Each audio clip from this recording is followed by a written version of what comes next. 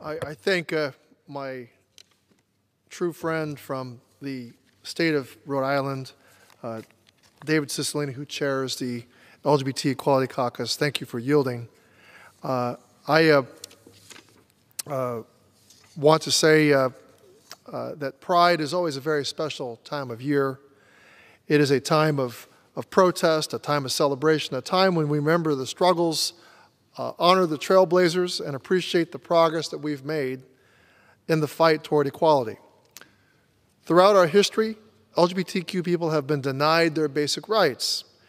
To this day, LGBTQ Americans across the country still face discrimination in key areas of life, from housing to health care.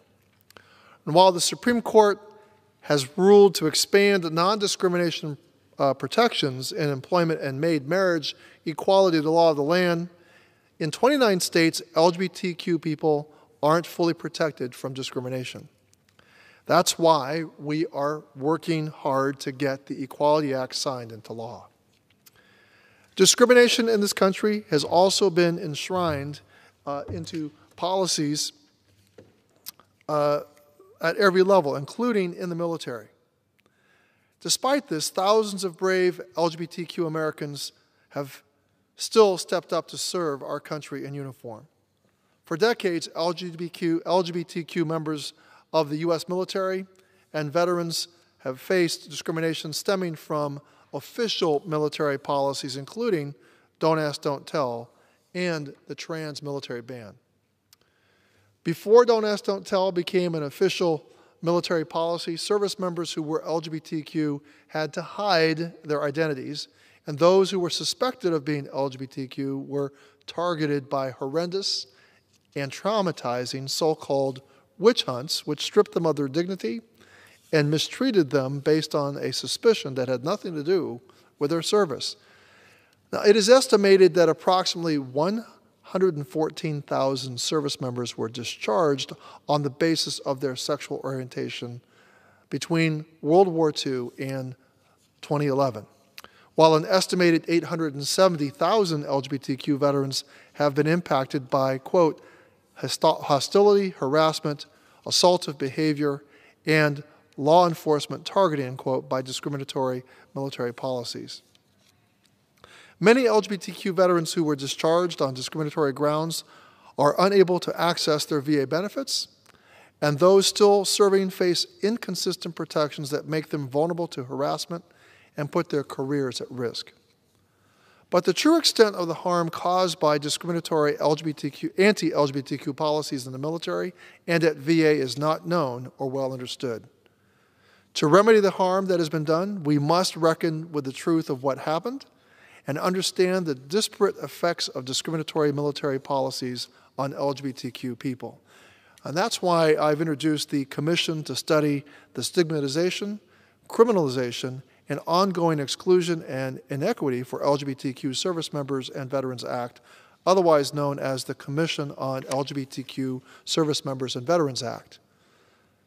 This legislation would launch a comprehensive study on the effects of discriminatory military policies on affected service members, their families, and their units to help America learn the full extent of the harm caused by these policies and the status of protections for LGBTQ service members today. There are currently 250,000 active duty LGBTQ service members and more than 1.5 million LGBTQ veterans receiving health care from VA. But there continues to be a pervasive lack of data collection on LGBTQ service members and veteran populations, and an absence of education for both members of the military and the general public about members of the LGBT community who serve in uniform. This legislation seeks to address that. It is essential for the American people to hear stories of LGBTQ service members and veterans to understand the stigmatization they endured while serving our country, and to know that despite this, they are still immensely proud of their service. This month, I've been sharing powerful stories of LGBTQ veterans on my social media. Every video testimonial reveals stories of bravery and profound love for country, and it ends with veterans sharing the same message. LGBTQ people want to want, and deserve to serve just like everyone else. We have, of course, made a lot of progress as a country, but there is still a lot of work that needs to be done to make the military and VA more inclusive. It is my mission as co-chair of the Equality Caucus and chairman of the House Committee on Veterans Affairs to ensure that we honor the service of every American who has served, regardless of their identity. This past weekend, we saw action that steers us toward that goal. The Biden administration announced that VA will begin the first steps to expand care to include gender confirmation surgery for transgender veterans.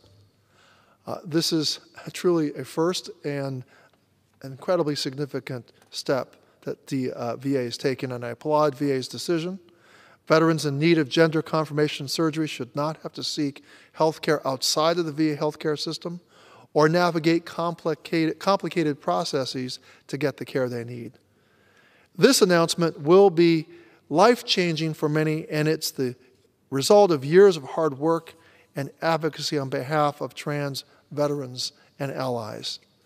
So in honor of Pride Month, we must keep up the momentum, honor all those who have served our country in uniform, and commit ourselves to creating a truly equal nation.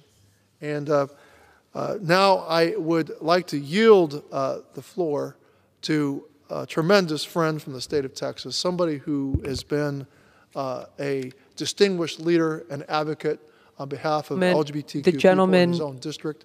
The gentleman needs to yield back to Mr. Cicilline. Yes. Oh, I didn't see it.